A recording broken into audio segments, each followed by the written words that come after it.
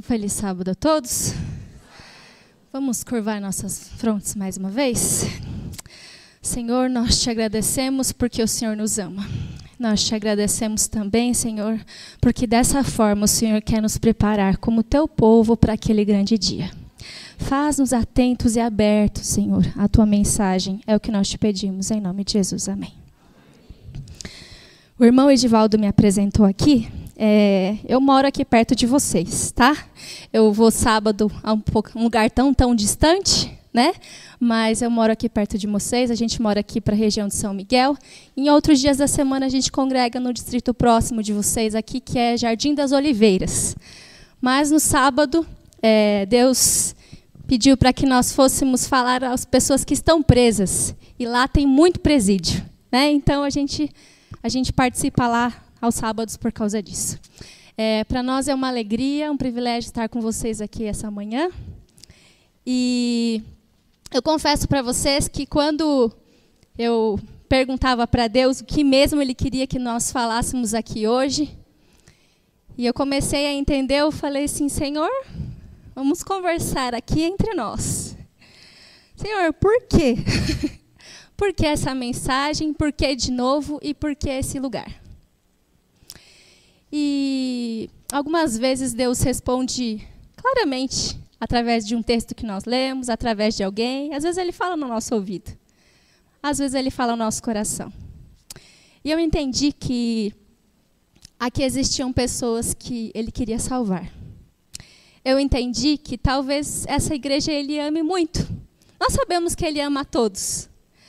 Mas eu tenho a impressão que, às vezes, algumas pessoas Ele prepara um pouco mais. Talvez porque desses lugares possam sair pessoas que vão sair e distribuir essa mensagem a outros ainda. É assim que eu acredito. Queridos, o que nós cantamos aqui, logo no hino inicial? Alguém lembra? Nada impossível é. Tem um texto que a gente às vezes decora desde criança que diz que todas as coisas são possíveis se quê? Como é que é? Alguém conhece esse texto também? O que diz lá? Alguém pode completar para mim? Todas as coisas são possíveis se... Que mais? Vou mudar o verso então. Tem um outro verso então que diz assim: tudo posso... Qual é a condição, então? Qual é a condição de se poder todas as coisas? Se nós estamos alicerçados, se nós estamos fundamentados, se nós temos a fonte da nossa força, onde? Em Deus. Pronto. Estamos aliviados, estamos livres, então. Queridos, existe alguém que nos visita aqui hoje? Posso ver alguma mão? Nenhuma mão? Que alegria. Queridos, existem duas mensagens que dentro desse meio nosso, dentro desse povo nosso adventista, são as mensagens mais temidas, não é para o irmão, é pelo pregador. Quais são essas duas mensagens? Quero saber se você sabe me contar. Se você é adventista já de algum tempo. Eu vi que ninguém visita, então eu posso falar. Como é que é? Alguém sabe? Saúde. Eu ouvi um saúde aqui. Tem alguma outra mensagem que é temida pelos pregadores? Que às vezes é evitada? Ai, quer que eu prego isso mesmo, irmão? Conduta cristã pega um pouco também, mas acho que tem uma que é pior que essa. Nossa, acertaram em cheio. É verdade. Existem essas duas mensagens que são as mais temidas pelos pregadores. E você já parou para pensar alguma vez por que essas duas mensagens são temidas por quem prega?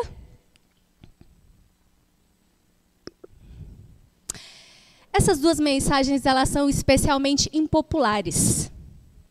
Elas não são bonitas, não tem um monte de gente atrás dessas mensagens, não é verdade? Não é simplesmente falar, Jesus ama, aê, Jesus salva, aê. É assim? Jesus quer salvar toda, vem, tá bom.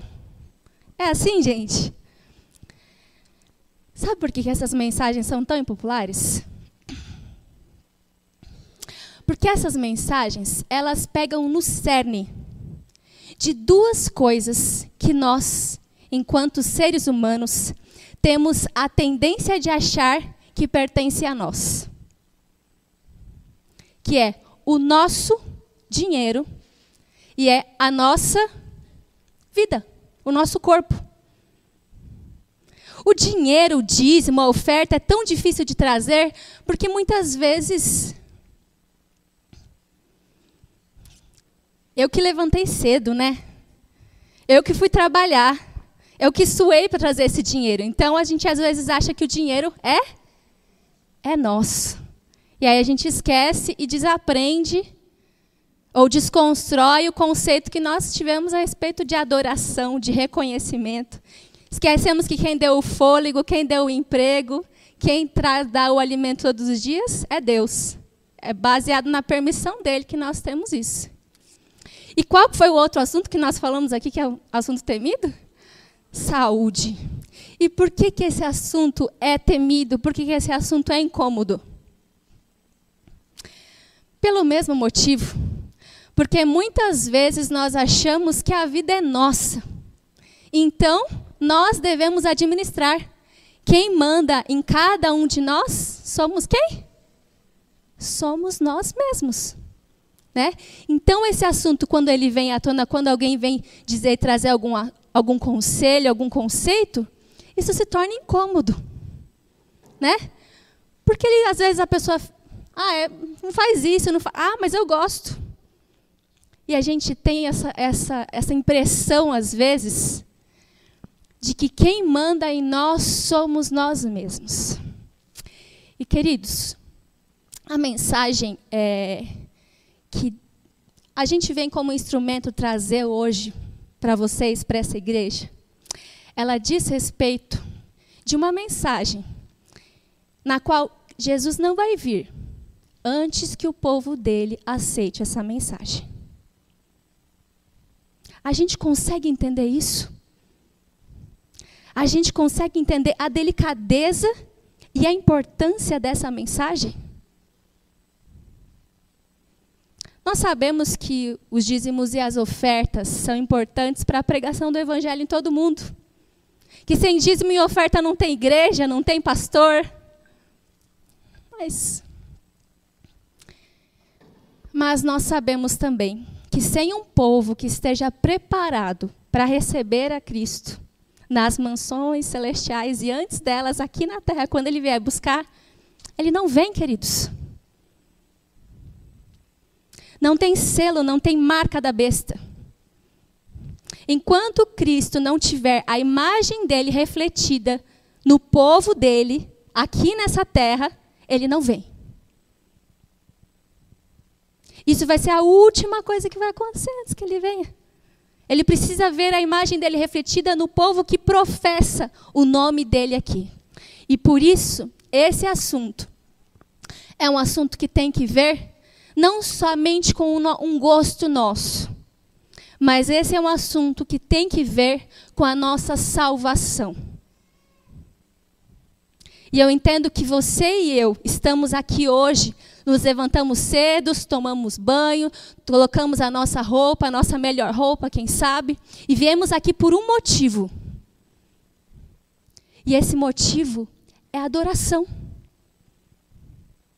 Esse motivo é adorar ao Deus verdadeiro, como foi cantado aqui. E existem coisas que podem parecer pequenas no nosso dia a dia e que têm tudo a ver, a relação direta com a adoração e com a conexão que nós temos com Deus. Tá bom? Antes de pedir para o meu amigo ali colocar um texto para nós, eu queria mostrar algumas coisas para vocês. Com o que você adora a Deus? Nossa, difícil a pergunta, né? a gente sabe que nós podemos adorar a Deus de diversas formas, mas vamos estreitar um pouco mais a pergunta. Dentro do meu corpo, existe algum órgão que fisicamente representa o órgão que eu utilizo para adorar a Deus? Ok? Uma resposta aqui direta. O cérebro. A nossa mente é representada pelo nosso cérebro e é aqui através desse órgão que nós adoramos a Deus. É através desse órgão que nós somos postos em comunhão direta com Deus. Que nós falamos, que nós pensamos, seja em orações proferidas verbais ou orações apenas em pensamento. Por isso, nesse momento em que nós vivemos, cada vez mais nós somos assediados o tempo todo através do quê? Através dos 5 sentidos que nós temos. Quais são os sentidos? Alguém sabe me dizer?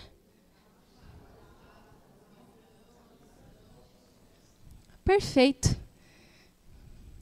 Através desses 5 sentidos, nós somos, então, constantemente assediados. Por quê? Porque esses 5 sentidos são os sentidos que dão acesso à minha mente. E se eu estou com a mente, de alguma forma, anuviada, atrapalhada, confusa, o que isso me atrapalha? De comungar com Deus. Isso atrapalha o meu relacionamento com Deus. Seja porque a minha mente, de alguma forma, está embotada, não está funcionando bem, está doente. Ou seja, porque eu estou exposta a... Será que aquilo que a gente assiste influencia a nossa comunhão? Será que o que eu ouço influencia na minha comunhão?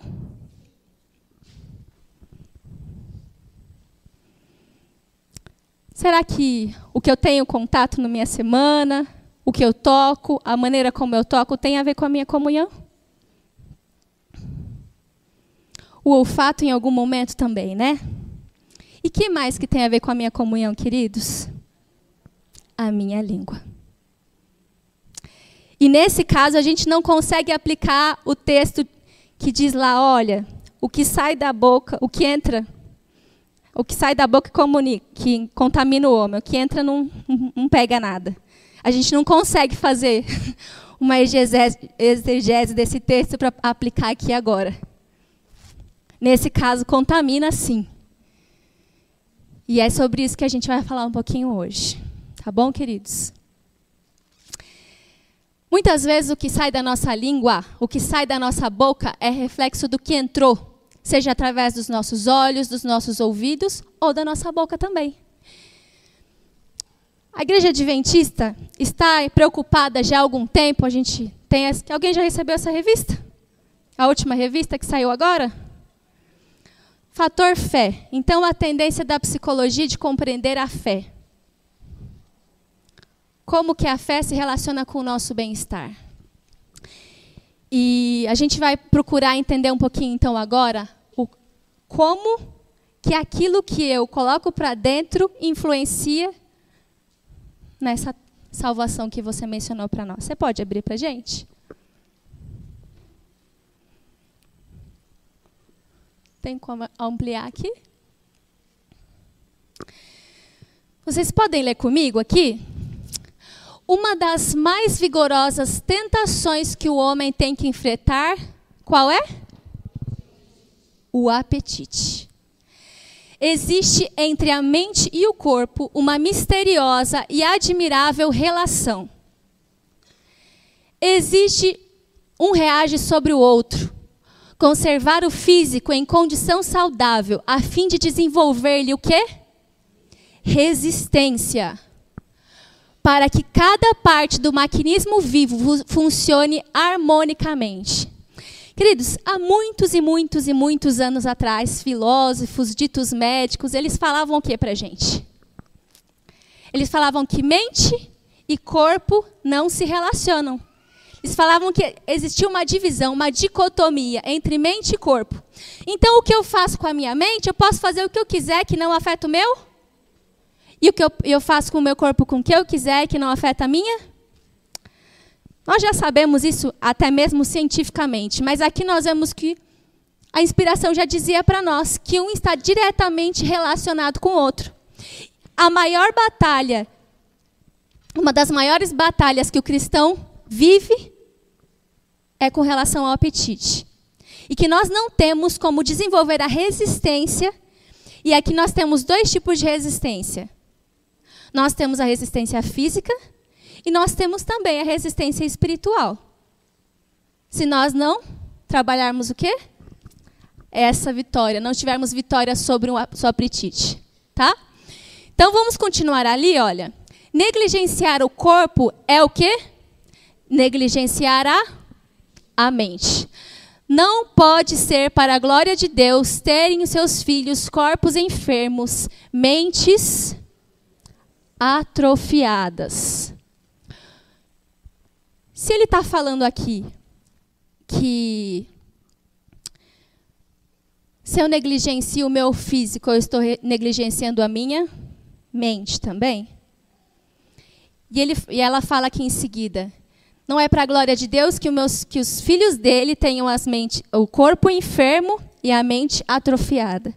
O que a gente consegue entender com isso, queridos? O que você entende? Nós é muita gente, né?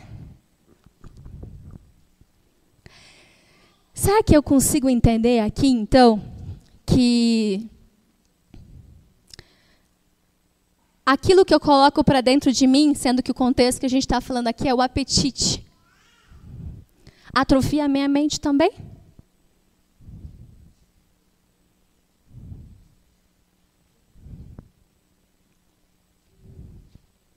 Será que o que eu coloco para dentro de mim pode deixar a minha mente meio debilitada? Queridos, isso não tem a ver simplesmente com o gosto. O Deus que nós servimos, ele não é um Deus egoísta. E não é um Deus autoritário. Arbitrário, vamos dizer assim. Isso aí eu sei. Está falando, isso eu ouvi desde criança. Isso aí, ó, eu ouvi desde pequena na igreja. Mas como é que a gente consegue ver esses conceitos aplicados aqui a essa realidade? De maneira que eu entendo que quando Deus pede para eu não me alimentar de um determinado tipo de alimento, eu entendo que Ele está pedindo aquilo para mim, não porque Ele não quer que eu tenha algum prazer, não porque Ele quer tirar de mim um gosto, mas porque Ele me ama. Porque Ele entende, porque Ele está querendo me ensinar que em algum nível, aquilo vai ser bom para mim. E aquilo vai ser melhor para mim.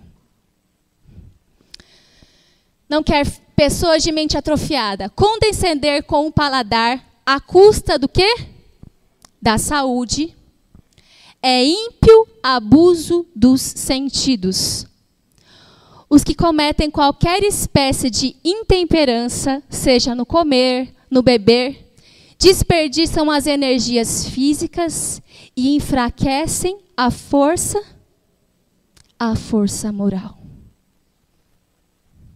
A força moral, queridos, é a nossa capacidade de discernirmos entre o que é certo e o que é errado.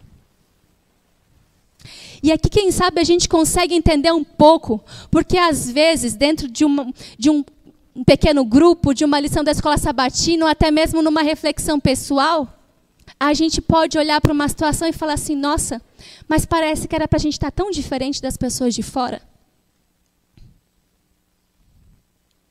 Mas parece que era para a gente estar tão diferente do mundo. Essa verdade que a gente tem é tão bonita. Os que guardam os mandamentos de Deus e têm o testemunho de Jesus. E uma das coisas, queridos, pelas quais o inimigo nos pega, é essa daqui. É essa questão do apetite.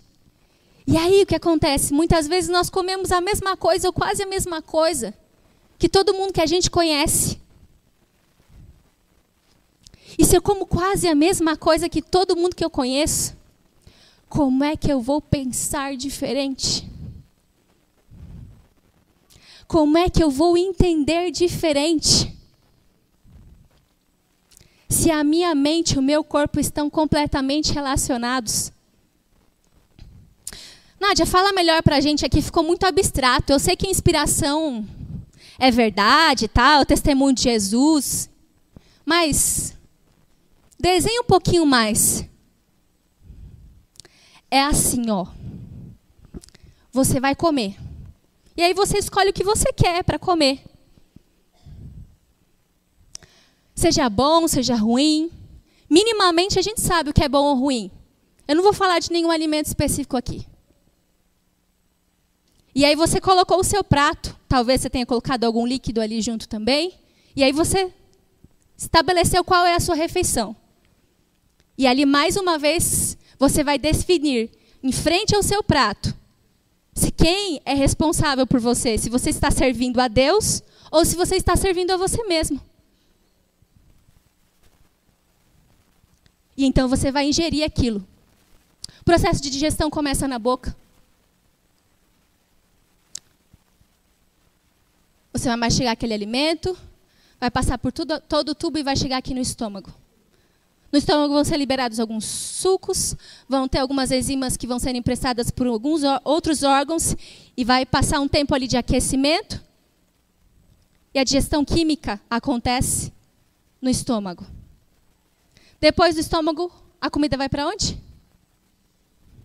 Vai passar pelo intestino delgado e vai passar pelo intestino grosso.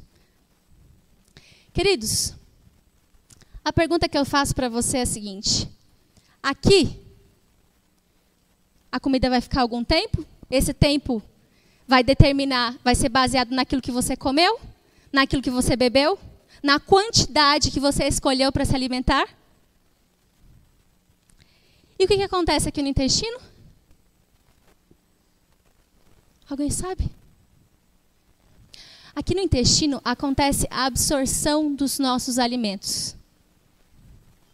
Isso eu sei. Eu aprendi na escola. E o que é essa absorção? É assim, ó. Os nutrientes ou as toxinas daquilo que você comeu, eles vão para onde? Para a corrente sanguínea. E o sangue, ele passa por onde? Inclusive, assim. Por isso que às vezes a gente acaba de comer alguma coisa, beber alguma coisa. Já viu gente que tem sono depois do almoço?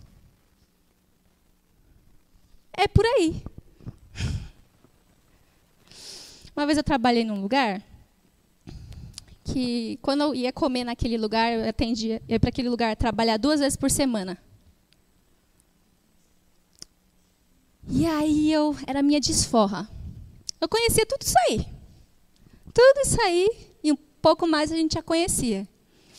Mas às vezes a gente quer fingir que não vê, né? Já fez isso alguma vez? Eu aproveitava. Meu pai e minha mãe pegavam no meu pé todo dia, desde criança. Não me dava espaço. Não. Era a minha desforra. Os 2 dias que eu ia comer lá.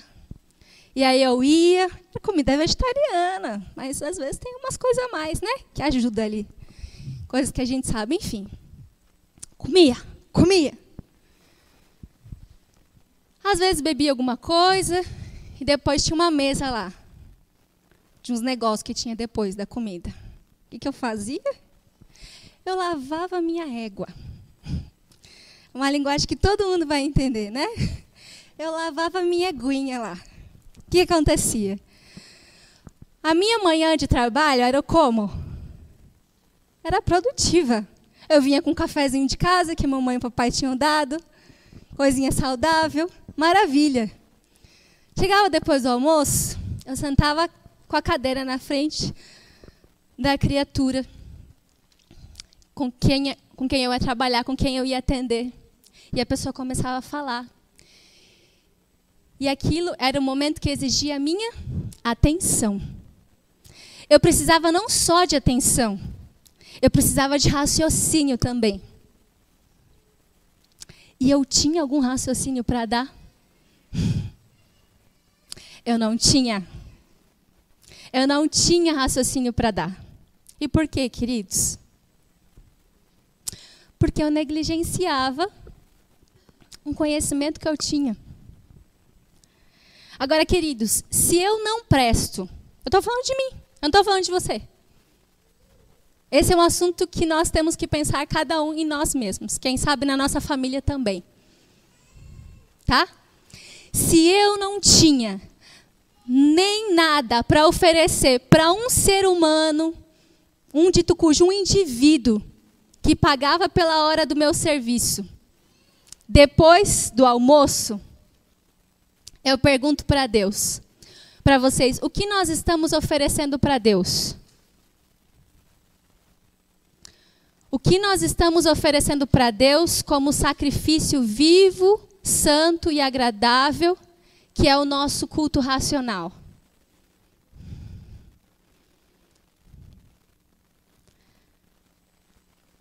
A gente entende que, em tese, a nossa vida é dele, né? A irmã que fez a escola sabatina aqui, que dirigiu a escola sabatina aqui logo cedo, ela leu um textinho, uma frase do Espírito de Profecia. Eu não sei onde está, e eu não vou saber reproduzir exatamente, mas eu quero que ela me ajude aqui. Dizia mais ou menos assim, na minha compreensão. Quem estava aqui na escola sabatina logo no início vai lembrar. Que a medida do amor que nós oferecemos a alguém é a medida do quê? Do sacrifício. A medida do amor é a medida do sacrifício. E aí eu quero trazer para nós agora. Que sacrifícios nós estamos dispostos a fazer por aquele que nós dizemos que amamos? Queridos, eu não vou mentir para vocês. Eu não posso não dizer para vocês que essa aqui é uma batalha. Essa aqui é uma guerra. Não é fácil, não. E não é fácil por muitos motivos. Você tem uma festa aqui na sua língua, quando você coloca dentro da sua boca aquilo que você aprendeu a gostar. Porque o paladar também muda, viu? O paladar também muda. As papilas gustativas mudam a cada 20 dias.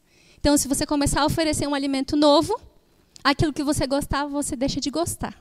E aquilo que você não gostava, você aprende a gostar e aplaudir. Tá? Aqui atrás no seu cérebro é liberado dopamina. Tá? Nós temos áreas estimuladas tanto quanto, não na mesma proporção, mas equivalentes, semelhantes àquilo que o que as pessoas têm quando utilizam drogas. E aí a gente consegue entender por que muitos alimentos a gente tem a impressão que é um vício. É porque é mesmo. Isso não é brincadeira. É literal. A indústria que nós temos aqui, né, no mundo, e quem esteve por trás ali falando aos donos de produtos, a indústria quer vender. E quem está por trás quer o quê? Quer matar e quer fazer perder. Então ele não brinca. A gente não precisa achar que a gente está numa brincadeira. É sério. É sério. Tem que ver com tudo. Desce um pouquinho para nós.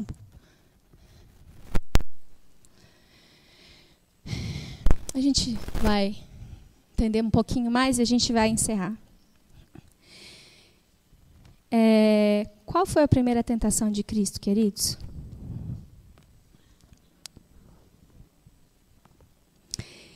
E como ele se preparou para passar pela primeira tentação?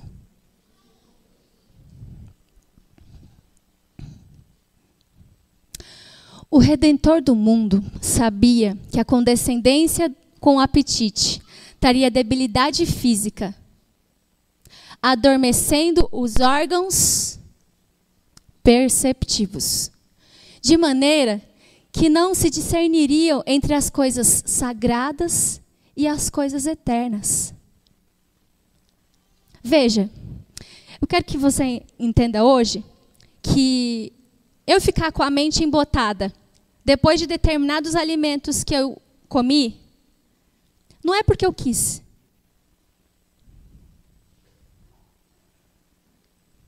Eu queria dormir, ou ficar com tanto sono a ponto de quase dormir, na frente do primeiro paciente que eu ia atender no período da tarde.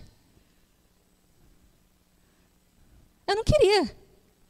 Mas isso era simplesmente uma consequência natural da quebra que eu havia feito. Da quebra daquela lei natural que eu tinha acabado de fazer.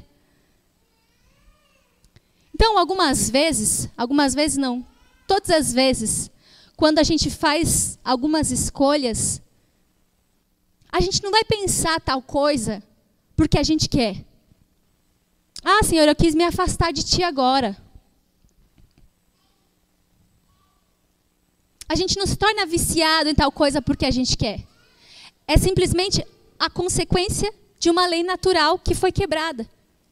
Agora, se eu escolho, eu não posso escolher depois que eu comi alguma coisa, às vezes deixar de ter algumas tendências mais afloradas dentro de mim. Mas eu posso escolher não comer. Eu posso escolher fazer diferente, começar a passar por mudanças. Isso eu posso escolher. E é aqui que Jesus nos deixa essa informação, essa dica tão importante. Os meus órgãos, eles ficam adormecidos. A minha capacidade de perceber as coisas ficam adormecidas. Tá? E aí o que acontece? Eu tenho dificuldade de perceber a diferença, eu tenho dificuldade de ter sensibilidade com relação às coisas que são sagradas, que são eternas. Será que a gente consegue entender aqui, então, por que que essa mensagem é importante para que Jesus venha? Para que o evangelho do reino seja pregado a todo mundo? Porque se o povo dele, o povo que conhece essa mensagem,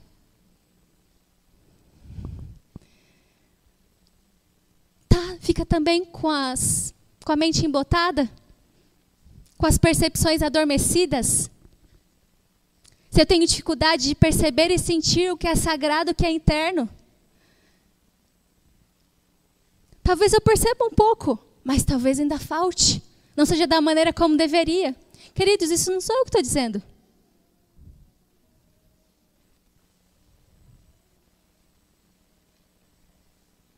Como é que nós vamos estar? Como é que nós vamos receber de braços abertos o nosso Salvador?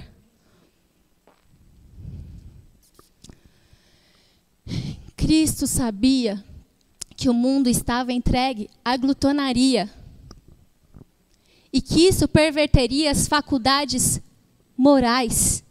A gente não está falando mais de saúde física aqui. A gente não está falando de diabetes, de triglicérides, enfim. A gente está falando só de moral. Se a condescendência com apetite era tão forte sobre a raça humana, que para derribar-lhe o poder foi exigido do divino Filho de Deus, que jejuasse por cerca de 6 semanas em favor do homem, que obra se acha diante do cristão, a fim de ele poder vencer da maneira porque Cristo venceu. A força da tentação para satisfazer o apetite pervertido só pode ser avaliada em face da inexprimível agonia de Cristo naquele prolongado jejum no deserto. Então, queridos, é um desafio mesmo. Em todas as partes. A quantidade é um desafio? Para muitos é. Para mim é até hoje. olha, se eu não me cuidar, se eu não estiver ali, às vezes em comunhão, às vezes tem que pedir ajuda para isso, né? Eu estou comendo o quê? Eu estou comendo mais do que eu preciso. Porque é gostoso comer. Às vezes, no decorrer da nossa vida, a gente se constrói de tal maneira que a gente confunde comida com afeto. E às vezes a gente está triste, a gente quer fazer o quê?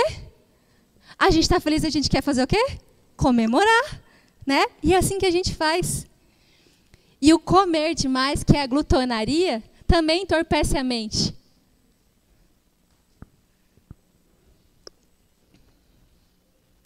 Nós estamos terminando, tá? Cristo sabia que para, com êxito, levar avante o quê? O plano da salvação. Precisava começar a obra redentora do homem exatamente onde começara a sua ruína. Adão caiu pela condescendência com o apetite, para que no homem ficassem gravadas suas obrigações quanto a obedecer à lei de Deus. Cristo começou sua obra de redenção, reformando hábitos físicos do próprio homem. O declínio da virtude e a degeneração da raça são principalmente atribuíveis à satisfação do apetite pervertido. Eu quero terminar lendo com vocês. Eu vou pedir que vocês abram na sua Bíblia. Quem trouxe Bíblia? Abra no livro de Daniel, no capítulo 1.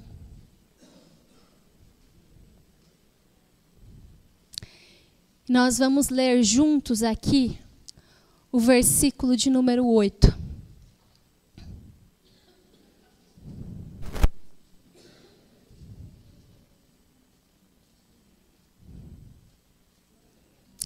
Amém? Eu vi misericórdia ainda.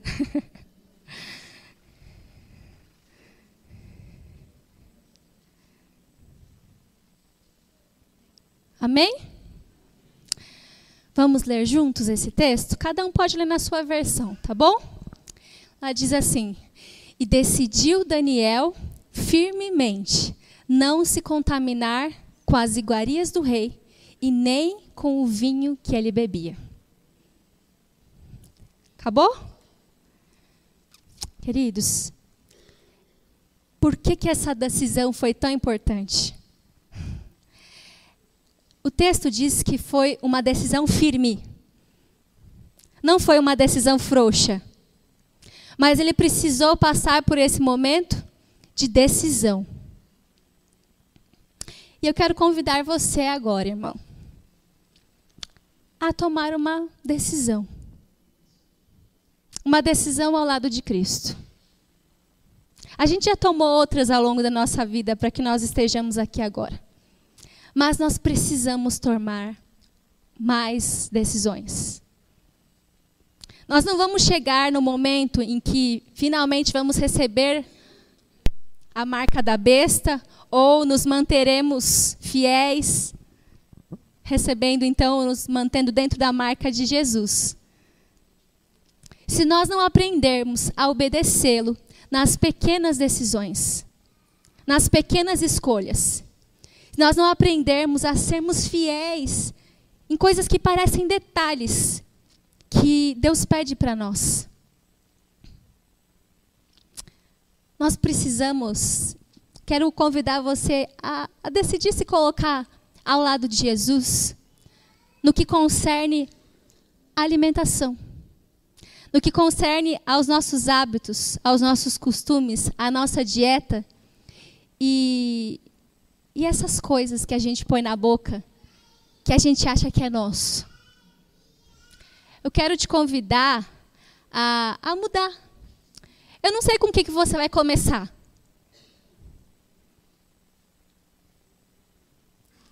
Tem aí, quem sabe, uma lista de coisas na sua cabeça? Não sei qual vai ser o primeiro passo que você vai dar. Como que vai ser? Se você vai pensar agora em alguma coisa, você já vai conversar com Deus. Fala, Senhor, é isso aqui. Senhor, eu quero. Não sei se você vai chegar no armário da sua casa e você vai falar assim, Senhor, Vem olhar aqui comigo, junto nesse armário. Me ajuda a olhar, me ajuda a entender o que tem aqui nessa despensa que não está glorificando a Ti. O Senhor fala na Tua palavra que quer comamos ou quer bebamos, nós devemos fazer tudo para a Tua honra e para a Tua glória. Tem algumas coisas aqui que eu percebo, Senhor, que tem na minha geladeira ou que tem na minha despensa que talvez não me ajuda. Me ajuda a começar por alguma, me mostra? Eu não sei, queridos. Mas a verdade é que algumas decisões precisam ser tomadas e precisarão ser tomadas por nós. Se nós quisermos continuar fazendo parte desse povo, daquele povo, até que Cristo volte. Nós vamos, antes, ouvir uma última música pelo grupo. Eu não combinei com eles, na verdade eu não os conheço, mas eu queria fazer um pedido para vocês aqui. Aproveitar a minha situação aqui, vou me sentir no direito de fazer um pedido especial aqui. Eu gostaria que vocês cantassem esse hino que vocês cantaram antes do culto. Caiu, caiu a grande Babilônia. E que nós vamos ter um momento de oração ali antes da oração final. E eu quero que você pense, durante o momento em que eles cantam esse hino, se você quer estar naquele dia, perante Deus, dentre esse povo, os que guardam os mandamentos de Deus e têm o testemunho de Jesus. Amém.